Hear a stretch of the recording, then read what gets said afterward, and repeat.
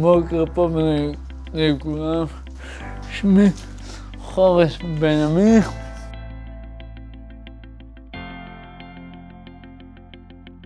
אני עובד במשרד עורך דין בתור שליח. אני עושה בתי משפט, הוצאה לפועל, אני עושה דואר.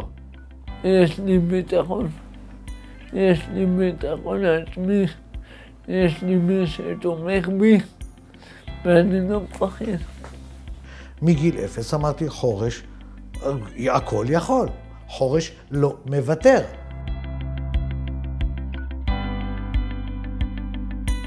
אני תמיד הייתי מספר על זה מין משל, כל הילדים זה פרחים. תן להם אוכל, תן להם את הבית ספר, את התיק, תן להם את התנאים שלהם, הולכים בית ספר, חוזרים, גודלים. חורש, ארכידאה. והארכידאה, אם אתה לא מטפל בה יום-יום, מחליף לה מים, תן לה מים מזוקקים, תן לה כמויות מדויקות של שמש וצל, היא לא תגדל, היא פשוט תנבול ותצא עקומה. אז חורש, שייכנו אותו לארכידאות וטיפלנו בו כמו ארכידאה. אנשים לפעמים לא מבינים איך ילד כמוני יכול להיות עצמאי.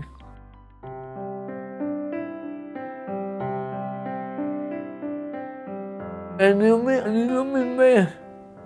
יש לי איזה פקח שבורא עולם דפק אותי.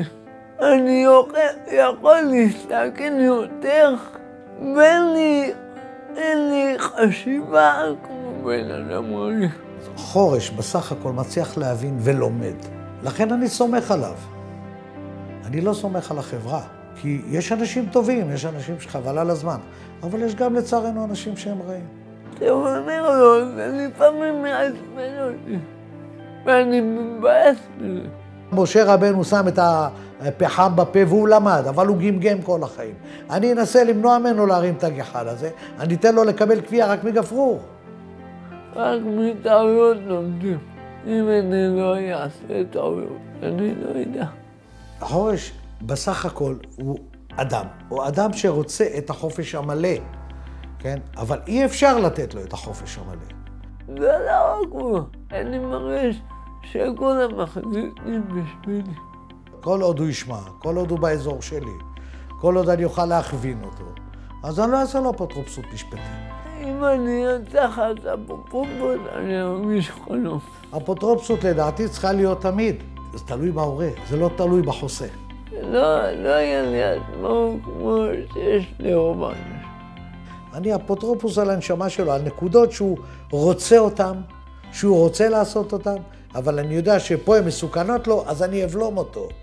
אז אני אבלום אותו על ידי שכנוע, ואנסה לדבר איתו, ואם זה לא ילך, אני אתחיל להפעיל לחצים.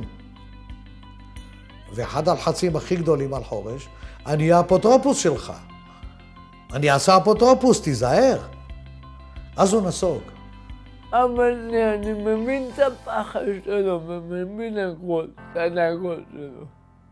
אבל אבא, אני אומר לו, אבא, תשחרר אותי בה. אנשים עם מוגבלות משלמים מחיר מאוד כבד על הפחד של ההורים. צריך להתמודד ואסור להתעלם מהחשש מפני הנזק, ברור. אבל הפתרון זה הליווי, הדרכה והייעוץ. לא לכפות ולשנות את הדעת ולהחליט במקום. אני חינכתי אותו לא לוותר. היום יש דברים שזה חוזר אליי כבומרנג, אני מודה.